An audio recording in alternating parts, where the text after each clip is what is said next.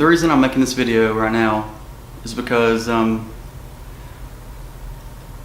have been some things that for not just the past few months, but for pretty much for the past few years have bothered me greatly in the church. And the thing that I'm speaking of is when we as God's people, as Christians, we label other Christians because of something negative that they were involved in, maybe in their past or even currently, and we treat them as that label describes in full detail exactly who they are. We don't give the chance for forgiveness. We don't give the chance for a fresh start.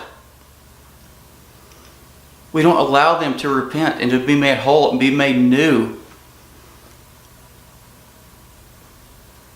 We don't allow God to create a new mind in them, a new spirit, a new outlook on their life and on Him.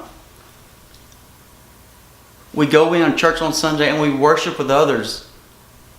But how much time of that is actually spent in our minds thinking about what this or that or who or him or her or she or he had done the past few days or the past few weeks?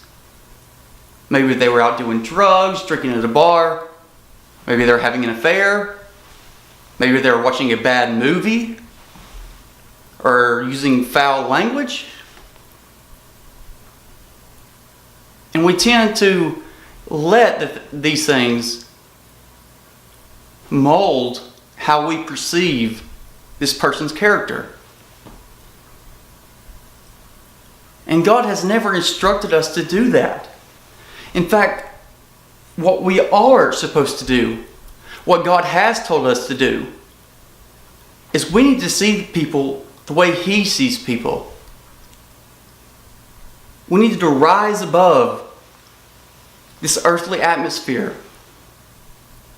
In worship, when we raise our hands, that's a sign of surrender. But it's also, we're throwing up our hands because God is our heavenly daddy. He's our daddy, the daddy we love so much. And when we reach up our arms, it's like a little kid reaching up to their daddy saying, pick me up, hold me. Take me out of this place.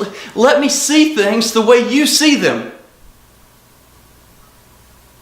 And that's what worship is. Worship takes us from this plane, this horizontal plane, to this vertical plane. It lifts us up in the clouds and allows us to look down on things as they really are. We need our eyes to be God's eyes. We need to love people the way He loves people. We need to see who they really are, not all these preconceived notions or labels or somebody that has a scarlet letter attached to them. Why do we care what other people say about someone? Why do we care about what the world or Satan says someone is all about? We should care about what Daddy says. We should ask Daddy what He thinks about that person. So I'm making the commitment from now on. I am going to try my hardest and give my everything to see people as God sees them, to see them as God's children, as a child of God, that He loves and He created for a purpose, and He died on the cross just for that one person. The only thing I ask is for you to do the same. Take that step. Make that commitment.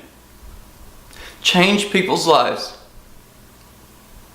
Start seeing through a new pair of eyes. It'll open up your world. You won't believe what you see, I promise.